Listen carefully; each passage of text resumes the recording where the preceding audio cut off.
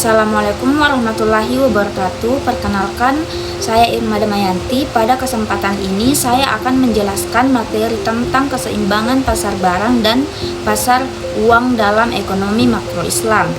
Yang dimana pertama kita harus memahami dulu apa itu keseimbangan pasar. Yang dimana keseimbangan pasar ini adalah kondisi ketika jumlah barang atau uang yang diminta sama dengan jumlah yang ditawarkan pada suatu tingkat harga. Artinya tidak ada tekanan harga untuk naik ataupun turun, sehingga kondisi pasar stabil. Dalam ekonomi makro ada dua pasar penting, yaitu pertama ada pasar barang yang mengatur aktivitas produksi dan pengeluaran. Kemudian ada pasar uang, mengatur jumlah uang beredar, permintaan uang, serta suku bunga. Keseimbangan ekonomi secara keseluruhan tercapai ketika kedua pasar ini stabil secara bersamaan, yaitu pada kombinasi pendapatan nasional dan suku bunga tertentu. Kemudian ada keseimbangan pasar barang, yang dimana keseimbangan pasar barang dikatakan seimbang jika total pengeluaran masyarakat sama dengan total produksi atau pendapatan nasional. Makna dari rumus ini adalah bahwa produksi dalam suatu negara harus sama dengan total belanja masyarakat.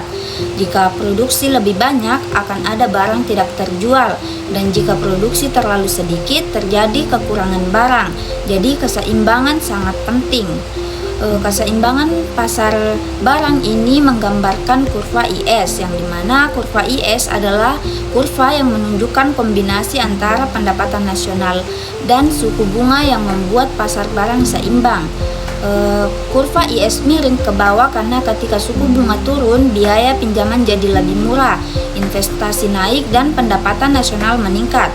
Kurva IS biasa bergeser, yang dimana IS bergeser ke kanan jika belanja pemerintahan naik, keyakinan konsumen dan investor meningkat, ekspor naik, dan sebaliknya IS bergeser ke kiri jika belanja pemerintahan turun, konsumen pesimis, dan ekspor menurun.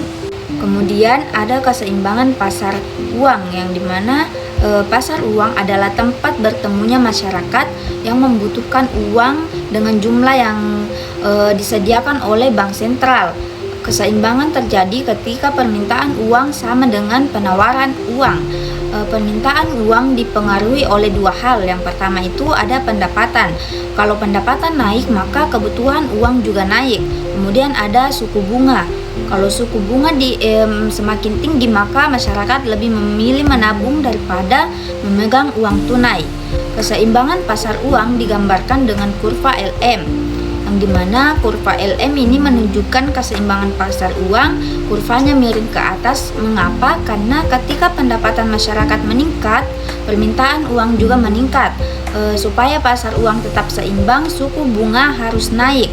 Kurva LM ini dapat bergeser. LM bergeser ke kanan jika jumlah uang beredar meningkat, masyarakat mengurangi permintaan uang. LM bergeser ke kiri jika jumlah uang beredar menurun dan masyarakat ingin memegang lebih banyak uang. Kemudian ada keseimbangan umum, yang dimana keseimbangan umum atau keseimbangan makro terjadi pada titik di mana kurva IS dan kurva LM saling berpotongan.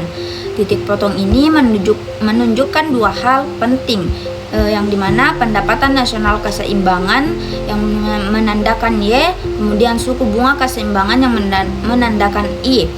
Pada titik tersebut, pasar barang dan pasar uang sama-sama seimbang secara bersamaan. Kondisi inilah yang menggambarkan keseimbangan perekonomian dalam jangka pendek. Kesimpulan dari materi tersebut, yang dimana kesimpulannya itu model LS dan LM menjelaskan hubungan antara pasar barang dan pasar uang dalam menentukan keseimbangan perekonomian. Kurva IS menggambarkan keseimbangan di pasar barang, sedangkan kurva LM menggambarkan keseimbangan di pasar uang.